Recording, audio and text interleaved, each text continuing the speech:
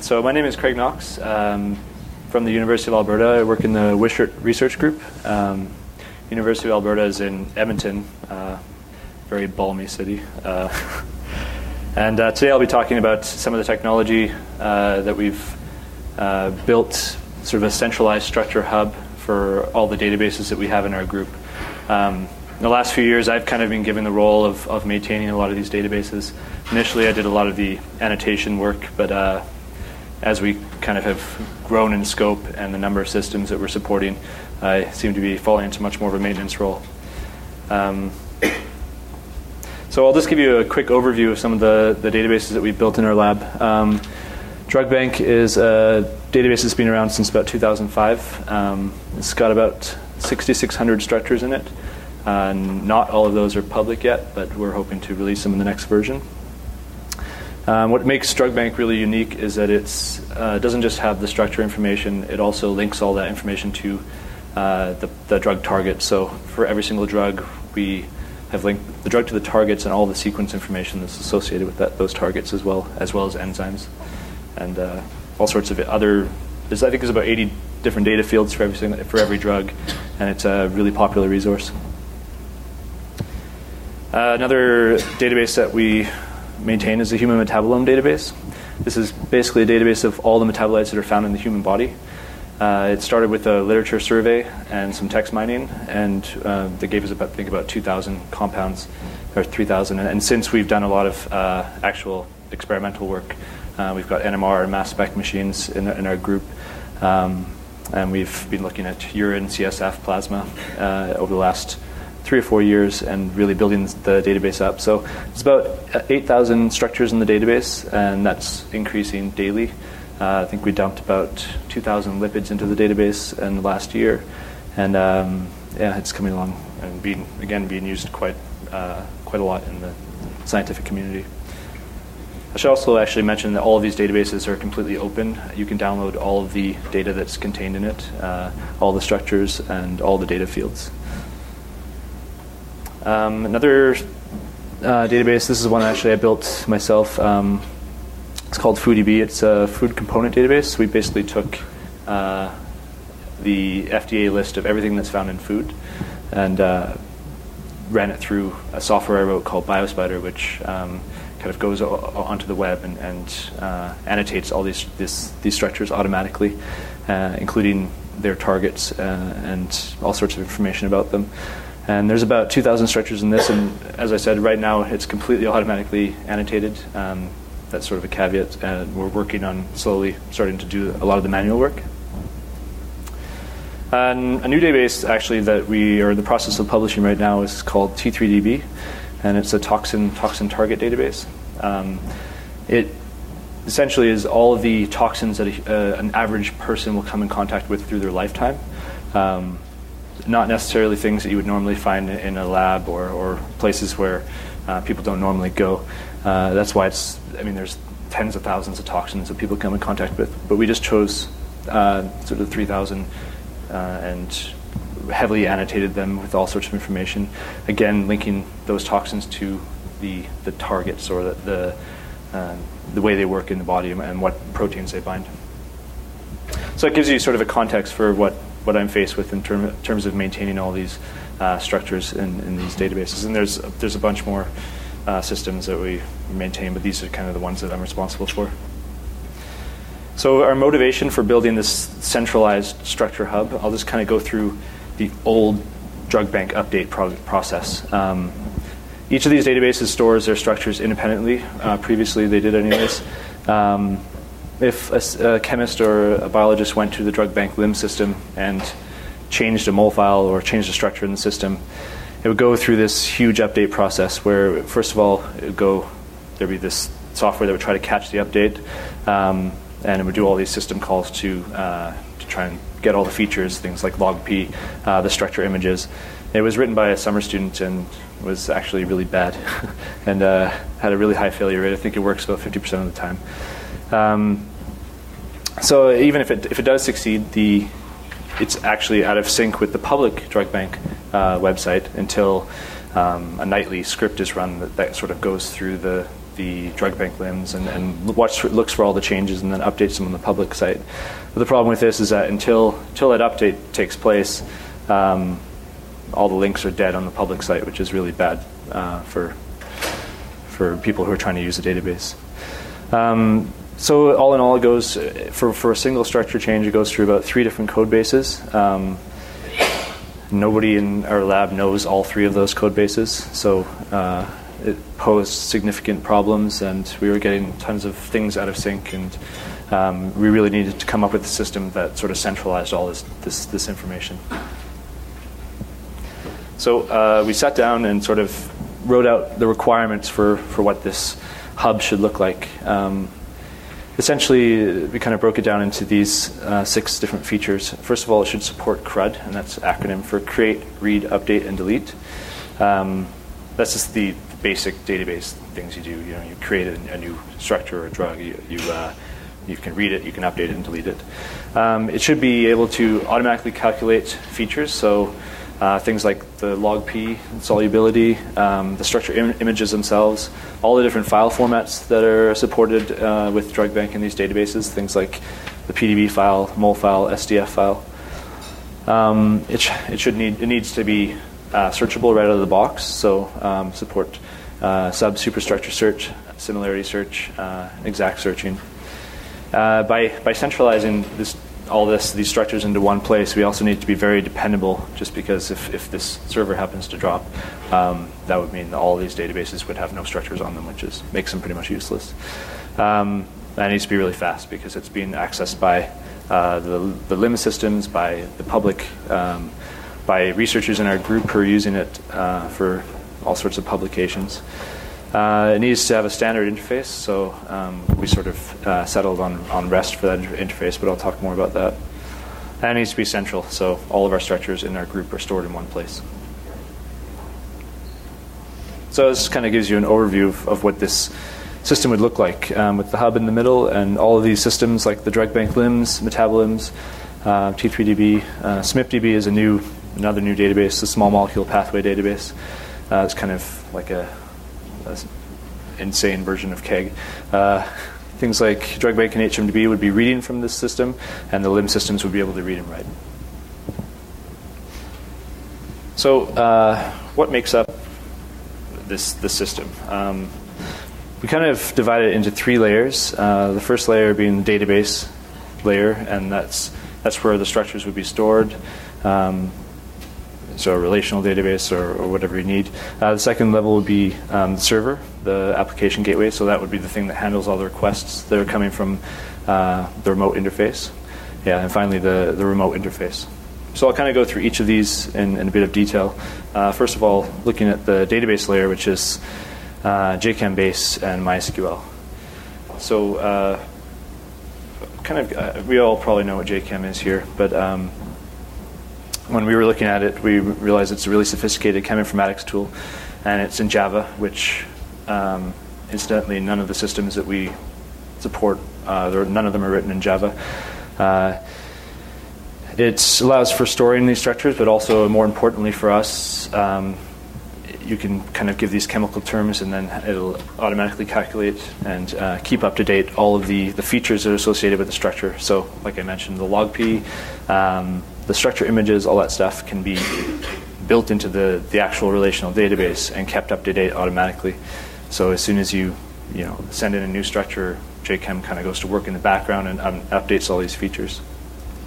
And of course, it supports really advanced and fast structure search, which is originally we used JChem Base for our structure searching when we implemented it about a year and a half ago on DrugBank 2 and then HMDB 2 as well.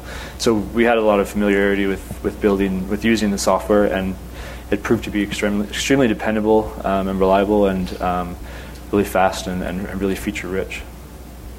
So like I said, we've been using it for a while. This is a quick screenshot showing what the interface looks like on the DrugBank page. We have this chem query tool where you can paste in a structure or draw a structure, load it from a file. You can select the drug set that you want to search from, whether it's approved or nutraceuticals or all the different types that are available, and then the different types of searching you can do. and you get your results. And that's what it looks like on the site. We don't do really any of the coloring or anything like that yet, but that's probably in the works.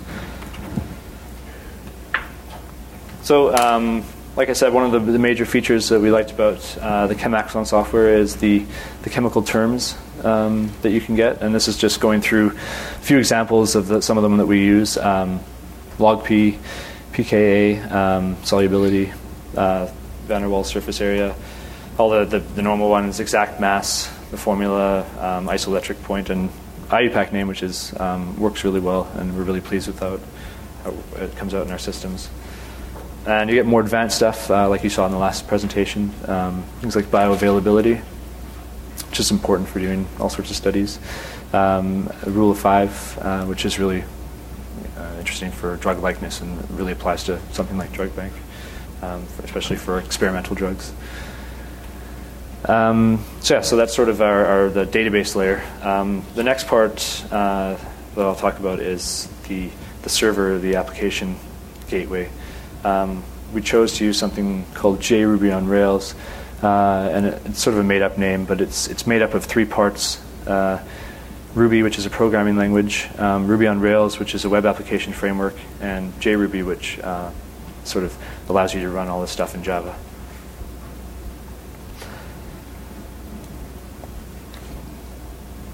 So Ruby, it's sort of become a buzzword on the internet for the last 5 years. It was designed in Japan by a guy who's nicknamed Mats. Its syntax was inspired by Perl and Python, but it's being kind of called Perl done right. It's a fully object-oriented language, so everything in the language is an object, including the number 1. You can call 1 dot up to 5, and it will return you an array from 1 to 5. It's completely free and open source, and one of the sort of the principles that the designer used when he's creating it is called the principle of least surprise. So the best way to explain this for me is if I don't know how to do something in the language and I have to go look it up, I look at the API for it and I'm like, I should have known that. I should have just tried because it worked exactly the way that it completely makes sense. So that's sort of how the language was built. Ruby on Rails is another buzzword that's gone around, and it's a really popular web application framework. So web applications are things like Gmail or Facebook and all these kind of stuff that act like desktop applications, but they're actually on the web. It's a model view controller framework, which is really good for separating your business logic from your view, and that's something that really attracted me to it.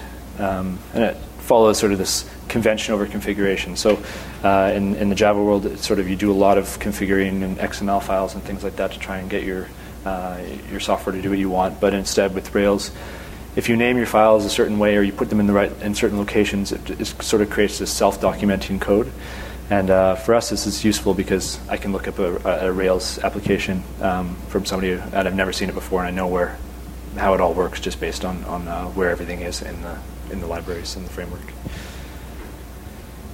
The piece we needed to kind of join JChem stuff to this Ruby on Rails framework is called JRuby, and it's a implementation of Ruby in Java, which basically means you can have Ruby code and Java code in a single file, run it, and it'll import all of your Java libraries, run all your Ruby code side by side as if it was a Ruby application. And like I said, it runs Ruby on Rails, and actually the latest benchmarks show it runs it faster than the default Ruby compiler or interpreter. So like I said, why would you need to do this? Well, as I mentioned, JChem is a Java API and library, and we needed to be able to sort of meld these two together. So we chose to use JRuby, and it runs on a server called Glassfish, which is from Sun Microsystems.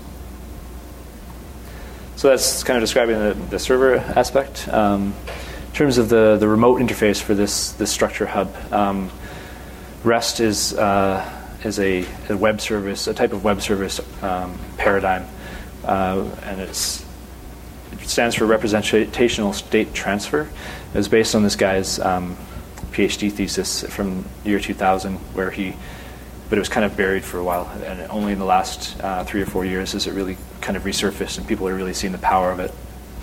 What it does is basically takes all of your data that's in a database and makes them into resources that are accessed by a standard set of URLs. So URLs are the actual, we all know, I'm sure, what a URL is, but used to access websites and things like that. It supports these CRUD operations, the data creating, reading, updating, and deleting information through these 4 simple nouns: get, post, put, and delete. Get is analogous to typing in a web URL in your browser and hitting submit. Post is like creating a new user on a forum or something like that, and when you fill in the form and you hit submit, that's actually sending a post request to the web server. Put and delete are actually originally part of the original HTTP spec, but were never implemented in any of the modern browsers. So the only 2 that are implemented are get and post, and those are all faked. The other 2 are faked in any REST service that uses the web. So this just sort of goes through 5 operations you would do using this service: creating a structure, reading it, deleting it, and updating it, and then finally doing structure similarity search. So to create a new structure, you would send a post request, and basically a small XML form containing the information for your new structure, and you would send it to that URL there, which is actually a fake URL. We kind of keep the IP private right now. You would send it to that URL, and then it would create a new resource on your server and return just the ID of that new resource. In order to look up, say it came back with ID 1, it was your first structure in your database. You would be able to access that resource at that given URL there. You just structure /1, and then you put .xml on the end, and it would return an XML representation of your structure. So all the details, the log p, the smile string, and everything would come back in XML. To update, sort of similar to posting it, you just send a put request to that URL, and it would send the new information. So that resource ID never changes. It's sort of like it's a constant in the back end. And then finally, delete. You would just send a delete request to the URL with ID 1. A bit more interesting is doing structure searching. So in this example, you just look for the structures URL and you pass in a query and a search type. So your query could be, in this case, it's acetaminophen, and your type would be exact, and you would get back an XML list of structures that match that query. In this case, it would just hopefully be one hit. So that's sort of the REST interface for how we use to accessing the structures on the database. Can I ask a question here? Yeah. What do you do about triple bonds? The triple bond in Smiles is a terminator. That won't work. Yeah. Normally, this is just an example. Normally, you would actually escape everything before sending it. Or you could base 64 encode it or something. Yeah, yeah. But I mean, that's one of the things that a lot of people don't realize when you go to try to do REST. There are characters in Smiles or Smarts that are just not going to work. Yeah. Well, in this actually it says you can get or post, and with a post request you can actually send a mole file or whatever you want. Right. But if you try to do this as part of a URL, you can't put a pound there. No. And this is still a private API. Eventually, if it is publicized, we'd have to document that and make sure people aren't putting in, like you said, all those invalid characters. You can't send it here yet. You just have to make sure you encode it. Yeah, you would. There's most software, Perl, Ruby, Java, all have functions that will encode a string before you send it to a server. So that's sort of, if you were typing this in yourself, then yes, you probably would have to escape it or something like that yourself. So using this REST interface, we are now able to do all the basic CRUD operations, as well as doing more advanced similarity search. You can actually call all these methods from the command line, or using something like curl or wget from your scripts or from your programs. But Ruby on Rails actually has something built into it called active resource, which I don't know if anybody can see that, but it's sort of you define a class and then you tell it where your URL is for your RESTful service, and you give it a user and password in this case, and that's it. You can, from this point onwards, you can say like molecule.create and then pass in your smile string, and it will convert it all into XML, send it to the server, get back a result with an ID. If you want to do a search, you can say molecule.find, or if that's required, then it'll go off to the server again, do all that logic that's required for the REST aspect, and return your results for you. So that's, I think they're starting to build that into, they're doing a Perl module for it as well, something similar to Active Resource. So this is kind of what it looks like once you apply all these nouns to this diagram. All of the read-only systems like DrugBank, HMDB, BioSpider are all doing just GET requests. All the limb systems are doing the post, put, and delete, as well as doing GET requests. And then if you have scripts, I think we were doing a paper on cachexia, and we needed to do some structure searching. So somebody just wrote a basic script that would access the structure hub. So in the end, that's kind of the summary of all the tools that we use to build this system. I'll show you a quick overview of what it looks like when you're actually a chemist or a biologist using the system.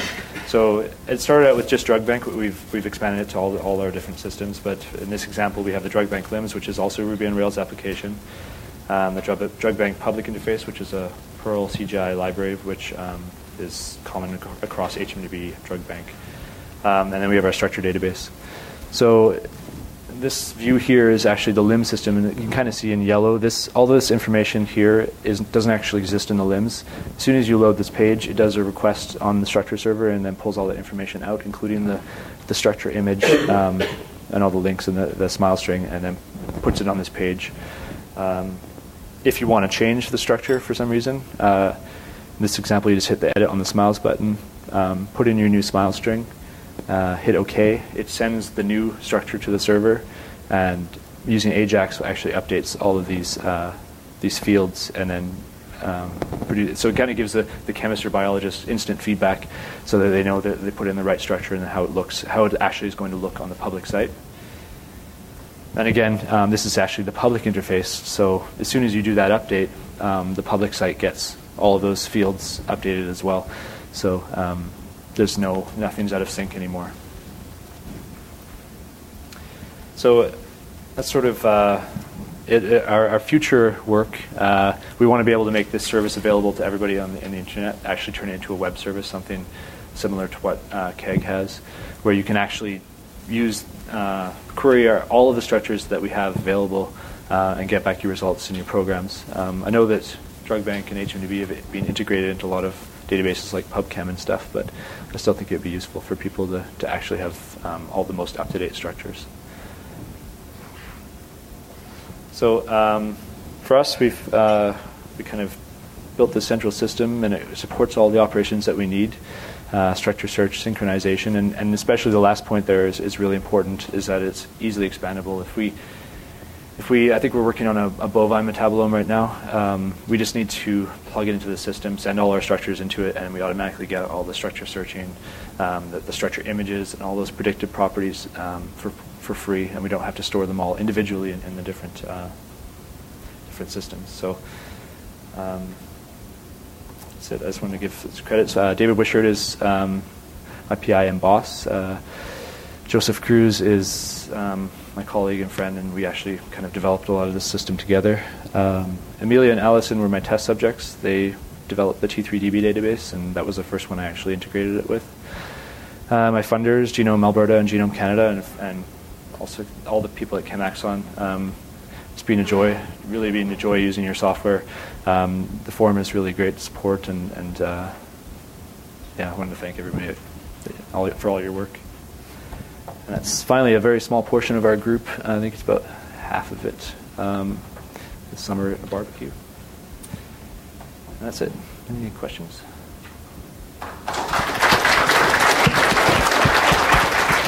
Awesome, thank you. Questions? Answers out there. Mr. Walters again.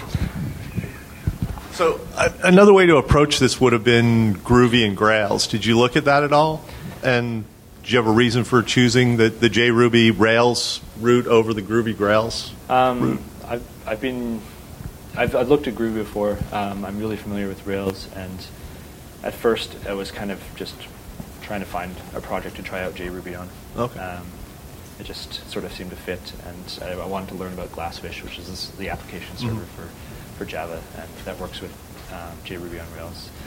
So it's sort of, I guess in academics I kind of get to do the things that I want to learn about. Okay. And as a side effect is that I get to actually make something cool. So That's very good.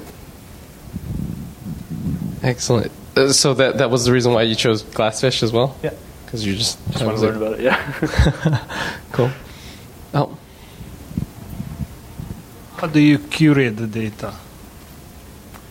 How do we query it? Well, we wrote sort of a wrapper for JChem Base, and it actually just like you would in the Java API. Sorry, I meant how do you collect the data? What is the source? For all the structures in the database? Yeah, and all the information. It was for DrugBank. It was 2 years of my life. I basically did it manually for about a year and a half until I realized that a lot of the work I was doing could probably be automated, at least in part. So that's when I wrote BioSpider, which is a sort of a web crawler, and it goes out and it's actually available on biospider.ca. Kind of goes out and grabs all this information on chemicals from PubChem and I think 40 or 50 other databases, and just pulls it all into one really nice view, and then from there just go through it and make sure it's the right results and sort of put it into the database. For HMDB, we have the Metabolomes, which is our limb system. You actually get BioSpider is actually built into it, so you get a side-by-side view of what's in the limb system and what BioSpider grabbed. You can just sort of click things to move them over and hit submit, and that goes into the system. great. Thank you, Craig. Let's give Craig one more round of applause.